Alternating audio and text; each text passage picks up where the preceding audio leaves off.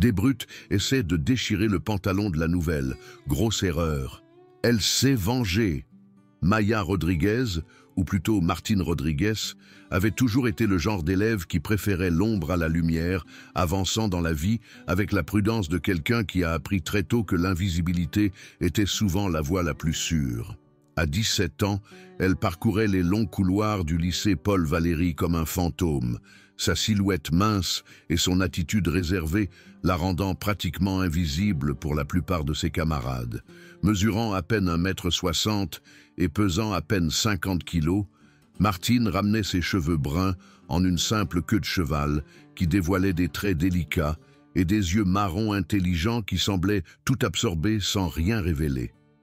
Elle portait des pulls trop grands qui semblaient engloutir sa petite silhouette, associée à des jeans amples et des baskets usées qui avaient connu de meilleurs jours, portant ses livres serrés contre sa poitrine comme un bouclier contre le monde.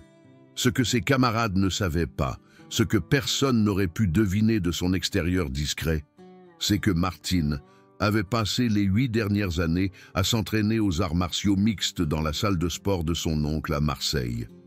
Sous la tutelle de Richard Rodrigues, un ancien combattant du K1 qui avait fait sa réputation sur le ring avant qu'une blessure mettant fin à sa carrière ne le force à la retraite, Martine avait obtenu une ceinture noire de karaté, était devenue compétente en jiu-jitsu brésilien et avait développé des compétences en boxe thaïlandaise qui auraient impressionné même les combattants professionnels.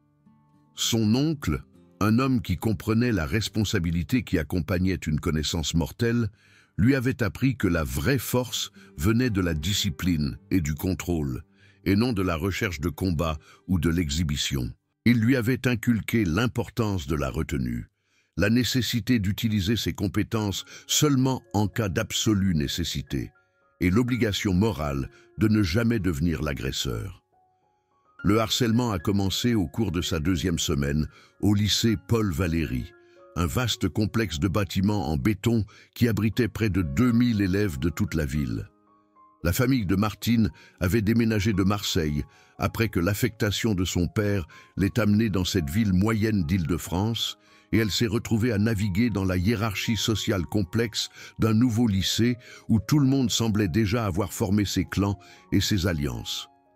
La transition de son ancien lycée, où elle n'était qu'un visage parmi d'autres, à ce nouvel environnement où elle se démarquait comme une étrangère, avait été brutale et inconfortable. La chef de ses bourreaux était Jessica Weber, une élève populaire de terminale avec des cheveux blonds mi-longs et un sourire cruel qui régnait sur la scène sociale du lycée d'une main de fer. À 18 ans, Jessica mesurait près d'1,80 m, sa carrure athlétique témoignant de ses années dans l'équipe de handball, et elle se comportait avec l'assurance de quelqu'un qui n'avait jamais subi de vraies conséquences pour ses actes. Ses 2 fidèles disciples, Marine Blanchard et Aurélie Dubois, étaient toujours prêtes à rire de ses blagues et à participer à tous les stratagèmes qu'elle concevait. Marine, une élève de première rousse avec des taches de rousseur et un sens de l'humour méchant, avait gagné sa place dans le cercle intime de Jessica grâce à sa capacité à formuler des insultes cinglantes qui pouvaient réduire d'autres élèves en larmes. Aurélie, une élève de seconde brune qui voulait désespérément s'intégrer aux filles plus âgées, était toujours désireuse de faire ses preuves, en portant la cruauté de Jessica à de nouveaux sommets. Elles avaient identifié Martine comme une cible facile dès le premier jour, quelqu'un qui ne se défendrait pas et dont la nature discrète faisait d'elle la victime parfaite pour leur divertissement. C'est Marine qui a remarqué en premier Martine, assise seule à la cantine, mangeant méthodiquement son déjeuner tout en lisant un roman de poche usé. C'est Aurélie qui a souligné à quel point les vêtements de Martine semblaient venir d'un magasin de fripes, notant avec une satisfaction cruelle comment la nouvelle semblait se recroqueviller sur elle-même chaque fois que quelqu'un la regardait. Et c'est Jessica qui a décidé que Martine deviendrait leur nouveau jouet, une décision qui allait s'avérer être l'une des pires erreurs de sa vie. Cela a commencé par de petites choses qui semblaient presque accidentelles aux observateurs occasionnels. Jessica bousculait Martine dans le couloir, la faisant tomber ses livres et se précipiter pour les ramasser tandis que d'autres élèves enjambaient les papiers éparpillés sans un regard. La collision semblait involontaire, juste un autre moment de maladresse dans les couloirs bondés, mais Martine pouvait voir la satisfaction dans les yeux de Jessica alors qu'elle la regardait ramasser ses affaires. Marine faisait des remarques désobligeantes sur les vêtements de Martine quand elle pensait que personne n'écoutait, chuchotant à Aurélie que la nouvelle s'habillait comme si elle faisait ses courses dans des friperies et ne pouvait pas se permettre quelque chose de décent. Sa voix portait juste assez loin pour que Martine l'entende, chaque mot soigneusement choisi pour infliger un maximum de dégâts à son estime de soi déjà fragile. Aurélie, pour ne pas être en reste par rapport à ses compagnes, faisait tomber le sac à dos de Martine de son épaule en passant, regardant avec satisfaction la jeune fille timide se pencher pour ramasser à nouveau ses affaires. Parfois, elle le faisait au moment idéal, pour que les livres de Martine se dispersent sur le sol, juste au moment où le couloir se remplissait d'élèves se précipitant vers leur prochain cours, créant un chaos et une gêne qui semblaient alimenter la satisfaction cruelle d'Aurélie. Martine endurait ces incidents silencieusement, se rappelant les enseignements de son oncle sur l'évitement des conflits inutiles et le fait de ne pas utiliser ses compétences sauf en cas d'absolue nécessité. Le harcèlement s'est intensifié au cours des semaines suivantes, devenant plus fréquent et plus créatif à mesure que le trio devenait plus audacieux. Pendant le déjeuner, Jessica conduisait ses amis à la table de Martine, où elle était assise seule à lire un livre, et faisait des commentaires bruyants sur le fait qu'il était pathétique que certaines personnes n'aient pas d'amis.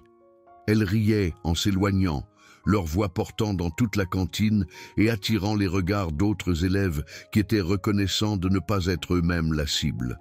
Martine continuait à lire, le visage brûlant de honte, tandis que les mots sur la page se brouillaient alors que les larmes menaçaient de couler de ses yeux.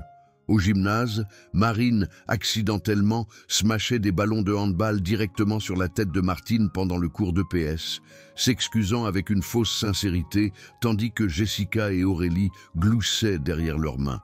La force de l'impact laissait Martine étourdie et désorientée, mais lorsqu'elle se plaignait au professeur, Marine prétendait que c'était un accident et pointait son dossier impeccable comme preuve de ses bonnes intentions. Le professeur, dépassé par le chaos que représente la gestion de 30 adolescents dans un gymnase, acceptait l'explication et passait à autre chose, laissant Martine soigner ses ecchymoses en silence. Les vestiaires sont devenus un autre champ de bataille où Aurélie cachait les vêtements de Martine pendant qu'elle se douchait, la forçant à chercher frénétiquement avant le prochain cours. Parfois, elle les déplaçait dans un autre casier. Parfois, elle les fourrait dans la poubelle, et une fois, elle les a même jetés dans la piscine, forçant Martine à les pêcher pendant que d'autres élèves regardaient et riaient. L'humiliation était délibérée et systématique, conçue pour user la résistance de Martine et établir la hiérarchie claire que Jessica exigeait. Le trouble intérieur de Martine grandissait chaque jour qui passait, une bataille constante entre son désir de paix et sa colère croissante face à l'injustice de sa situation. Elle savait qu'elle pouvait mettre fin à ce harcèlement instantanément, qu'elle pouvait montrer à ses filles exactement ce dont elle était capable, mais la voix de son oncle résonnait constamment dans son esprit.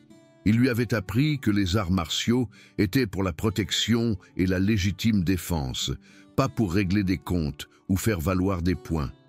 Elle se souvenait des heures qu'ils avaient passées à discuter de la responsabilité qui accompagnait son entraînement, comment elle ne devait jamais être l'agresseur et comment la violence devait toujours être le dernier recours.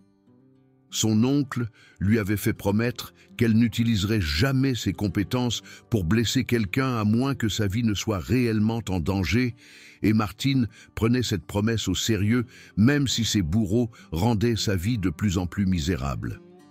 Le bilan émotionnel du harcèlement constant a commencé à affecter tous les aspects de la vie de Martine. Elle se surprenait à redouter chaque jour d'école, restant éveillée la nuit à imaginer quelle nouvelle humiliation l'attendait.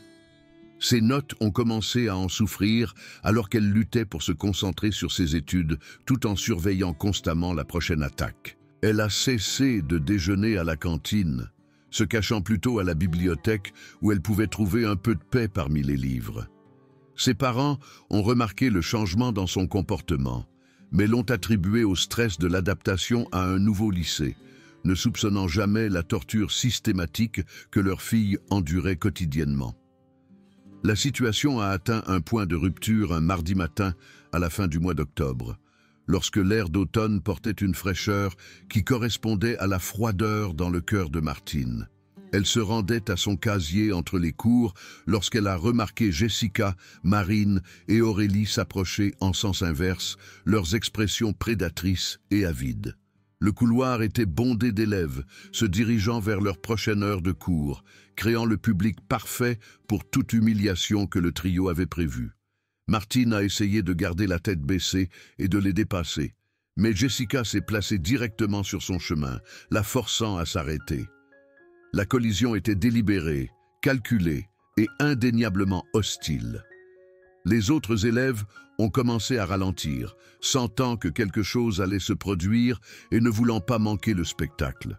Martine pouvait sentir leurs yeux sur elle, pouvait entendre les commentaires chuchotés et les murmures excités alors que la nouvelle se répandait que quelque chose allait se passer. Elle se sentait piégée, acculée comme un animal sauvage, sans nulle part où courir, son cœur battant si fort qu'elle était sûre que tout le monde pouvait l'entendre. « Eh bien, dit Jessica bruyamment, sa voix portant dans tout le couloir avec l'assurance de quelqu'un qui n'avait jamais subi de vraies conséquences pour ses actes. Si ce n'est pas la petite Martine se précipitant dans les couloirs comme une souris effrayée. Marine et Aurélie la flanquèrent de chaque côté, formant un demi-cercle qui piégeait Martine contre les casiers. Leur position était stratégique, bloquant toute voie d'évacuation possible tout en s'assurant que Martine serait le centre d'attention pour tout le monde dans le couloir. « Vous savez, les filles, » continua Jessica, marquant une pause pour un effet dramatique et s'assurant qu'elle avait l'attention de tout le monde. « J'ai pensé à notre petite amie tranquille ici et je suis arrivé à une conclusion. » Son sourire était cruel et calculateur, l'expression de quelqu'un qui prenait un réel plaisir à la souffrance des autres. « Je pense que Martine, ici, cache quelque chose sous tous ses vêtements amples. Qu'en pensez-vous?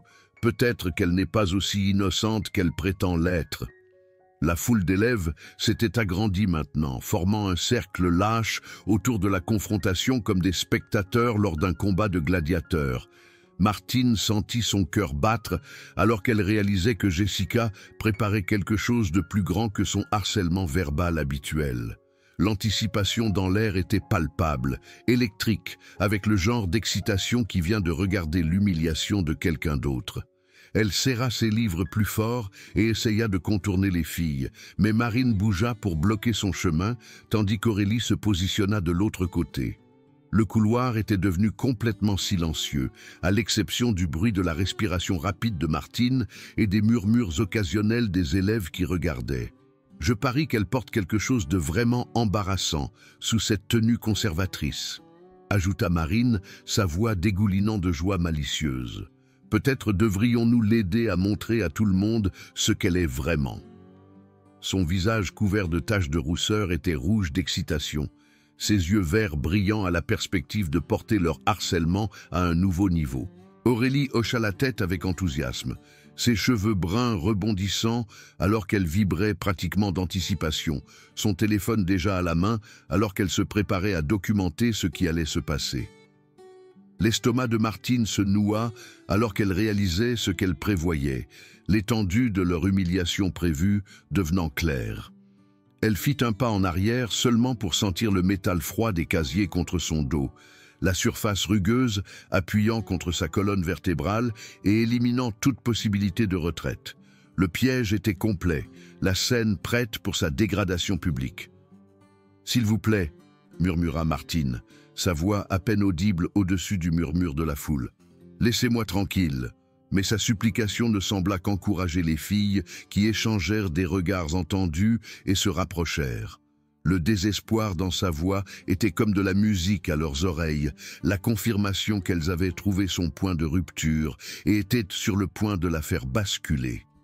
Jessica tendit la main et attrapa la ceinture du jean de Martine, ses doigts trouvant les passants de ceinture avec une facilité consommée. « Allez, Martine, dit-elle avec un sourire tordu, sa voix assez forte pour que tout le monde l'entende.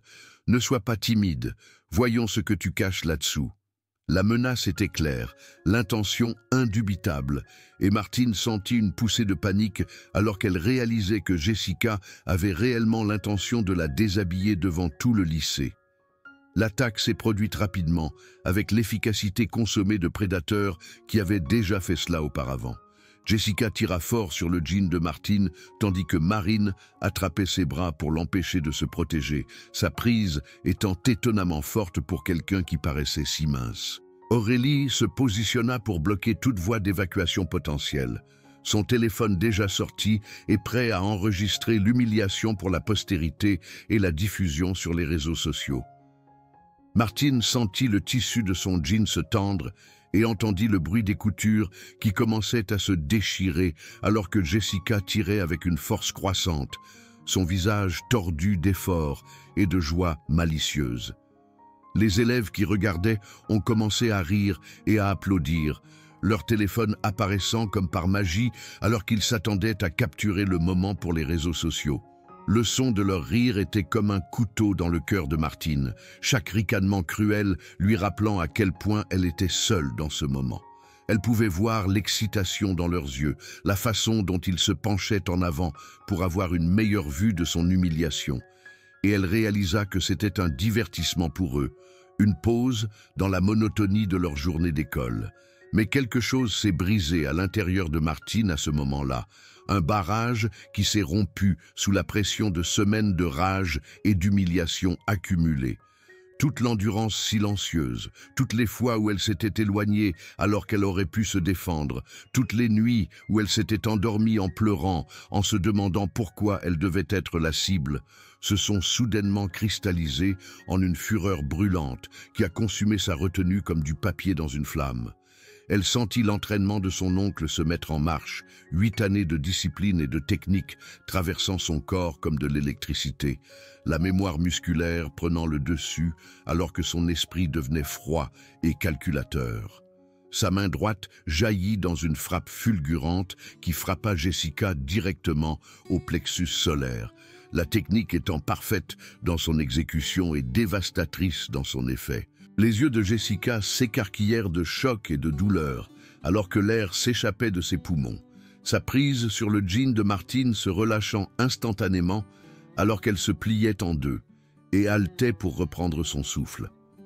Le son qu'elle produisit se situait entre un sifflement et un gémissement, un bruit qui traversa le rire de la foule et le remplaça par un silence stupéfait.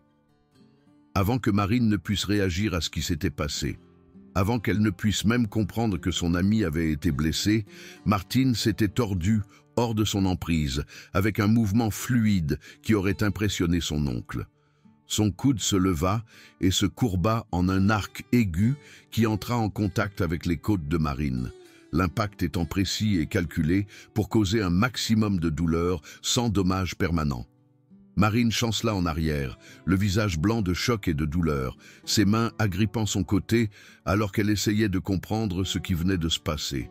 La foule se tut alors que Martine se redressait, toute son attitude se transformant en l'espace de quelques secondes. La jeune fille timide et effrayée qui avait été leur victime quelques instants auparavant avait disparu, remplacée par quelqu'un qui se déplaçait avec la grâce contrôlée d'un combattant entraîné. Sa posture était équilibrée et prête, ses yeux alertes et concentrés, sa respiration régulière malgré l'adrénaline qui coulait dans ses veines. Aurélie, qui avait été si confiante quelques instants auparavant, fit maintenant un pas en arrière alors qu'elle voyait le changement dans les yeux de Martine, le froid calcul qui avait remplacé la peur. « Vous voulez voir ce que je cache ?» dit Martine, sa voix stable et dangereuse, portant dans tout le couloir silencieux avec l'autorité de quelqu'un qui avait trouvé son pouvoir. « Laissez-moi vous montrer. » Ce qui suivit fut une démonstration magistrale de violence maîtrisée, une démonstration de compétence et de technique qui ne laissa aucun doute sur les capacités de Martine. Elle se déplaçait avec la précision de quelqu'un qui avait passé des années à perfectionner son art, chaque frappe étant calculée pour un effet maximal sans causer de dommages permanents. Son oncle lui avait bien appris, et chaque leçon, chaque heure d'entraînement, chaque ecchymose et chaque muscle endolori des années de pratique, tout s'est réuni dans ce moment d'exécution parfaite. Jessica, haletant toujours pour reprendre son souffle, essaya de se redresser et de reprendre ses esprits, mais Martine était déjà en mouvement. Un balayage de jambes parfaitement exécuté envoya Jessica s'écraser au sol, ses longues jambes s'en mêlant alors qu'elle tombait lourdement sur le dos, ses cheveux blonds se répandant sur le linoléum comme un éventail doré. L'impact chassa l'air restant de ses poumons, la laissant étourdie et impuissante alors qu'elle regardait les lumières du plafond sous le choc. Marine, agrippant toujours ses côtes, essaya d'attraper Martine par derrière, pensant qu'elle pouvait utiliser son avantage de taille pour maîtriser la plus petite fille. Mais Martine avait anticipé le mouvement, son entraînement lui permettant de sentir l'attaque avant qu'elle n'arrive. Elle pivota sur son talon, attrapa le bras de Marine et utilisa l'élan de la rousse contre elle dans un jeté de judo parfait qui l'envoya voler par-dessus l'épaule de Martine. Marine heurta le sol durement, son corps faisant un bruit sourd satisfaisant alors qu'elle atterrissait en tas à côté de son amie. Aurélie, voyant ses deux compagnes au sol, tenta de s'enfuir, son courage cédant finalement alors qu'elle réalisait que cela ne se passait pas comme prévu. Mais Martine était plus rapide, sa main jaillissant pour attraper la cheville d'Aurélie dans une prise qui ressemblait à de l'acier. Une simple torsion et une traction firent tomber Aurélie durement, son téléphone glissant sur le sol alors qu'elle rejoignait ses amis dans leur étendue peu digne sur le linoléum du couloir. Toute la confrontation a duré moins de 30 secondes, mais pendant ce temps, Martine avait complètement inversé la dynamique de pouvoir qui avait défini son expérience au lycée Paul Valéry. Les trois filles qui l'avaient terrorisée pendant des semaines, qui avaient fait de sa vie un enfer, gisaient maintenant sur le sol dans divers états de douleur et d'humiliation, tandis que Martine se tenait au-dessus d'elle avec à peine un cheveu déplacé. Sa respiration était régulière, sa posture détendue mais prête, et il y avait un calme en elle qui parlait d'un contrôle total. La foule d'élèves regardait sous le choc, leur téléphone oublié alors qu'ils essayaient de comprendre ce qu'ils venaient de voir. La nouvelle fille tranquille, celle qu'ils avaient rejetée comme faible et pathétique, venait de démolir trois des bourreaux les plus notoires du lycée avec une efficacité à la fois terrifiante et impressionnante. Le silence était assourdissant, brisé seulement par le bruit de la respiration laborieuse de Jessica et les gémissements silencieux de douleur de Marine. « Que les choses soient claires », dit Martine, sa voix portant dans tous les coins du couloir silencieux avec l'autorité de quelqu'un qui avait trouvé son pouvoir et n'avait pas peur de l'utiliser. « Je n'ai jamais voulu blesser personne. Je voulais juste qu'on me laisse tranquille pour faire mes études et vivre ma vie en paix. Mais vous trois avez décidé que cela n'allait pas se produire. Vous avez décidé que j'étais faible, que j'étais une cible facile, que je me contenterais de prendre tout ce que vous me donniez. » Elle baissa les yeux sur Jessica, qui haletait toujours pour reprendre son souffle sur le sol, le visage rouge d'effort et d'humiliation. « Vous aviez tort. » Les conséquences de la confrontation se sont répandues dans tout le lycée Paul Valéry comme une traînée de poudre, portée par les réseaux sociaux et le bouche à oreille avec la rapidité que seuls les commérages d'adolescents peuvent atteindre. En quelques heures, tout le monde était au courant de la nouvelle fille tranquille qui avait abattu trois des bourreaux les plus notoires du lycée en quelques secondes. Les images vidéo que plusieurs élèves avaient capturées montraient les compétences incroyables de Martine en détails saisissants, et la nouvelle de ses antécédents en arts martiaux et du harcèlement systématique qui avait conduit à la confrontation s'est rapidement répandue. Les professeurs qui avaient auparavant négligé la situation de harcèlement, qui avaient considéré l'attitude discrète de Martine comme une simple timidité, ont soudainement pris conscience de ce qui se passait sous leur nez. Le proviseur Durand, un homme grand avec des cheveux grisonnants et une réputation d'équité, a convoqué Martine dans son bureau pour une longue discussion sur l'incident. La conversation a duré plus d'1 heure, Martine expliquant son point de vue calmement et honnêtement, décrivant des mois de harcèlement et l'agression finale qui avait déclenché sa réaction. Martine a montré au proviseur le tissu déchiré de son jean comme preuve de ce que Jessica avait tenté de faire, et plusieurs témoins se sont présentés pour corroborer son récit du harcèlement systématique qu'elle avait subi. Les élèves qui avaient auparavant trop peur de parler ont maintenant trouvé leur voix, racontant au proviseur Durand les mois de harcèlement dont ils avaient été témoins. Le tableau qui s'est dégagé était celui d'une torture psychologique soutenue, d'une cruauté délibérée et calculée, qui avait été autorisée à se poursuivre parce que personne n'avait eu le courage d'intervenir.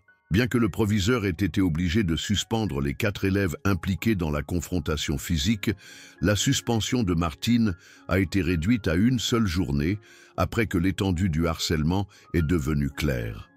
Jessica, Marine et Aurélie ont chacune reçu une suspension d'1 semaine et des conseils obligatoires, ainsi qu'un blâme formel qui resterait dans leur dossier permanent. Le lycée a également mis en œuvre de nouvelles politiques concernant le harcèlement, avec des conséquences plus strictes pour ceux qui se livrent à un tel comportement. Le changement dans le statut de Martine au lycée a été immédiat et spectaculaire, comme passer de l'ombre à la lumière du soleil. Les élèves qui l'avaient auparavant ignorée l'approchaient maintenant avec respect et curiosité, voulant en savoir plus sur la jeune fille tranquille qui avait des compétences aussi incroyables. Le club d'arts martiaux, qui avait du mal à recruter des membres et peinait à maintenir son existence, s'est soudainement retrouvé avec une liste d'attente après que Martine ait accepté de se joindre à lui et d'aider à l'entraînement. Son expertise et son style d'enseignement patient en ont rapidement fait l'une des élèves les plus populaires du lycée. Les professeurs ont commencé à la voir comme un leader plutôt que comme une victime, et elle s'est retrouvée invitée à participer à des activités scolaires qui lui avaient auparavant été interdites. L'équipe de débat l'a recrutée pour son attitude calme et son esprit analytique. Le conseil des élèves lui a demandé de siéger au comité anti-harcèlement. Et même l'équipe de handball a exprimé son intérêt pour ses capacités athlétiques. Martine a découvert qu'elle avait un talent pour le leadership et une capacité naturelle à aider les autres à trouver leur confiance. Mais le changement le plus significatif s'est peut-être produit en Martine elle-même. La confrontation l'avait obligée à trouver un équilibre entre les enseignements de son oncle sur la retenue et la nécessité de se défendre. Elle avait appris que parfois, malgré nos meilleures intentions d'éviter les conflits, nous devons être prêts à nous battre pour notre dignité et notre sécurité. L'expérience lui avait appris qu'il y avait une différence entre être une victime et être en paix, entre éviter les conflits et se laisser détruire par eux. Son oncle, lorsqu'il a appris l'incident par un appel téléphonique des parents de Martine, était fier de la façon dont elle s'était comportée. Au cours de leur conversation, il a noté qu'elle n'avait utilisé que la force minimale nécessaire pour arrêter l'attaque et qu'elle avait fait preuve d'un contrôle remarquable sous la pression. Il lui a rappelé que les vrais artistes martiaux ne recherchent jamais les combats, mais qu'ils ne se laissent jamais non plus être victimes lorsqu'ils ont le pouvoir de se protéger. L'équilibre entre ces 2 principes était la marque d'un vrai guerrier, et Martine avait trouvé cet équilibre dans les circonstances les plus difficiles imaginables. Jessica, Marine et Aurélie sont également retournées au lycée changées, leur suspension d'1 semaine leur ayant donné le temps de réfléchir à leurs actions et à leurs conséquences. L'humiliation d'avoir été vaincues si décisivement par quelqu'un qu'elles avaient considéré comme faible avait ébranlé leur confiance et les avait forcées à réévaluer leur comportement. Elles ont constaté que leur statut social précédent avait été endommagé par l'incident, de nombreux élèves les considérant comme des lâches qui s'étaient attaqués à quelqu'un de plus petit et de plus faible qu'elle. Jessica, en particulier, semblait avoir tiré une leçon précieuse sur les conséquences du harcèlement.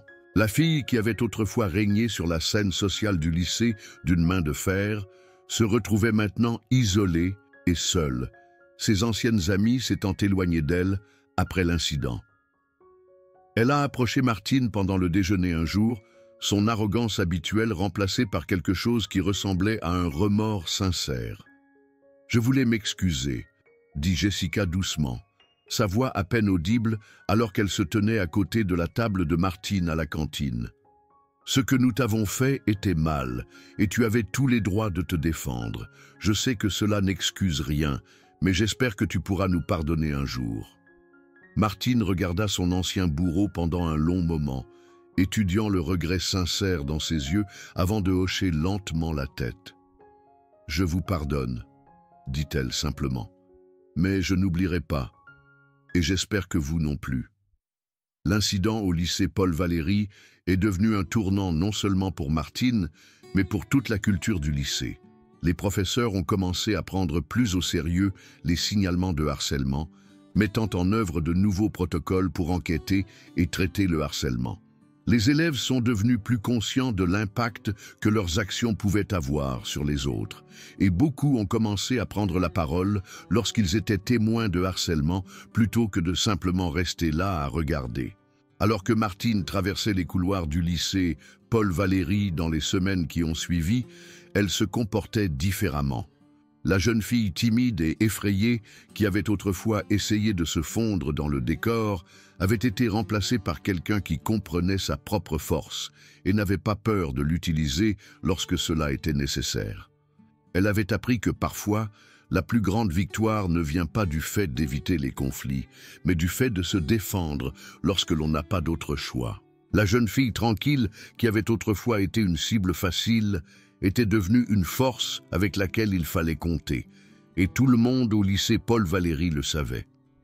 Mais plus important encore, Martine avait appris que la vraie force ne vient pas de la capacité de blesser les autres, mais de la sagesse de savoir quand et comment se protéger.